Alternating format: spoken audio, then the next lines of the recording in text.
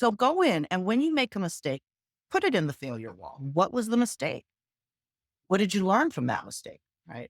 And then invited other employees after they started to see that the leaders were doing this, invited other employees to also start doing the same thing. So people would go in. And what was happening too is people were able to post along with that failure and say, oh, I had a similar experience. Here's what mine looks like. So now we had this space that was open to the company where people could put in their failures and the things they learned from the failures. And also have people share, well, here's something you could also think about, right? What we found with that small scale innovation was a year and a half later, this was no longer just something that was being done on this electronic failure wall. People were in meetings and they were talking about the mistakes that they made. And they were giving one another feedback and providing one another with alternative ways to approach it. They were telling each other what they learned from it. So you went from a space where people couldn't make mistakes to where mistakes were now something that was a part of the ongoing conversation. So that was a small scale innovation that really led to significant culture change within that organization. I love that. Thank you for sharing that because that's one thing, when I started Innovation Insights, I think some individuals were thinking, oh, innovation has to be tech. It has to be something big. You're solving some world issue.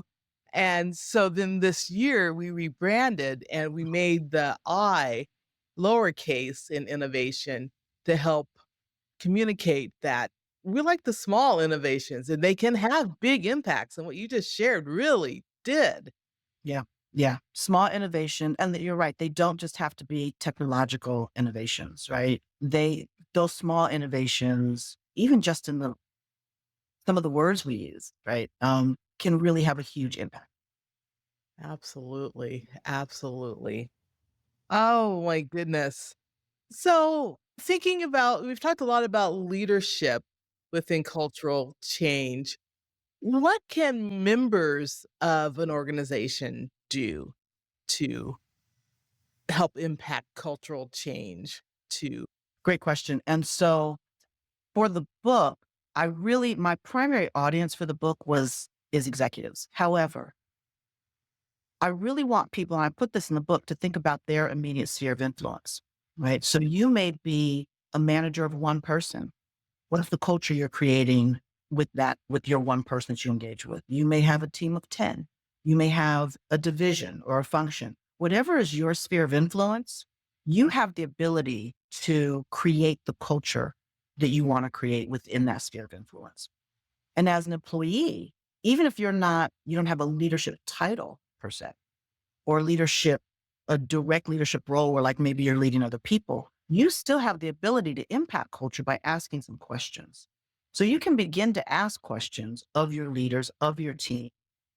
Why is this the way we're choosing to do this? Not from a way of trying to say we shouldn't be doing it this way, but let's talk about that. Let's talk about why this is our approach, right? Is this decision in alignment with something else, right? So if there's a value that we hold as an organization, and we're making a decision that you're not sure is in alignment, or you want to make sure is in alignment, ask the question, is this decision in alignment with our values, right? How do we make sure that we're making this decision in such a way that it's in alignment? Have we thought about the things that might get in the way? So there are a lot of questions that you as a member can ask that will begin to challenge the way people are thinking and broaden the way that they're thinking so that you can impact that culture. Thank you. Thank you. That's great advice. And it also made me think about when you said your sphere of influence, personal branding. And that's something that we talk a lot about at Innovation Insights too, is branding, telling your story. So are there aspects of your work, your background, your expertise, the shift that could be used in helping define one's personal brand, do you think? Ooh, great question. Absolutely. Absolutely. I'm smiling because you're making me think about the different ways in which this framework can be used. And so, yeah, when you think about your personal branding, I do think it still starts with your North Star, right? Like, who is it that I want to be and how do I want to show up in this space? And if this is the way I want to show up in this space, how do I put language around that? Right? Because of your positionality, right? Like how do you position yourself? Your North Star should still dictate that brand. Here are the kinds of things that are important to me. Here are the things I'm working on. Here are the people I'm working with. Here's the way I want to show up in that space for those folks. And those kinds of questions are really the foundation for your brand. And then again, okay, if that's who I'm saying I want to be, and that's the way I want to show up in the world, how am I showing up in the world right now? Right. Is it in alignment with that? How do I get it in alignment? So that's still your S, setting your North Star, your H, where am I in relation to that? And then how goes the gap between how I want to show up and how I am showing up? Yeah. That's great. Yeah. So I get the sense that there might be another version of the shift coming out for individuals here. I think I think we just got a preview of something here. We did. So, the current book is on organizational culture because that's the space from a professional standpoint I've been working in for so many decades, right? Is that people and culture and organizational change. That's why that was the audience and the venue, so to speak, for the first book, that organizational culture.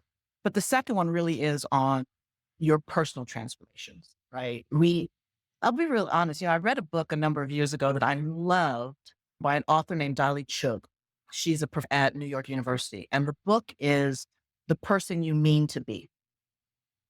And I love the book because one, it's very conversational, right? And it's very personal. But she does say, there are people who we want to be or that we mean to be. But a lot of times we fall out of alignment with. So what Shift does is it says, okay, so if I know who it is I'm trying to be, who I want to be, one, I need to know why that's important. And then how do I actually become that person? And so the second book is really on that personal transformation. Here's who I say I want to be in the world. Here's where I am in the world. How do I close that gap? Excellent. Well, we will have to have you back when the second book releases. Yeah, please do. Oh, well, you've given such great advice throughout this interview. So thank you. I do want to ask you to define innovation. You've given some excellent examples of it, but do you have a definition that you kind of live by or So innovation for me, and I think your idea about kind of the small I and the big I are really important. Um, so innovation for me is really about challenging our status quo, right? It is about reimagining our possibilities, reimagine our possibilities and removing the barriers that get in the way of that possibility. Right. So it's about challenging our personal status quo. It's about challenging the status quo around us. It's about reimagining the things that are actually possible for us. And instead of seeing challenges, we see the possibilities, right? Instead of seeing those barriers, we see possibilities. I think innovation ultimately is really about curiosity. It's about curiosity, it's about adaptability, and it's about the courage to think differently. And I'll share with you, one of the things that I open my book with is this notion of consciousness plus courage equals transformation. Because consciousness is about our intentionality.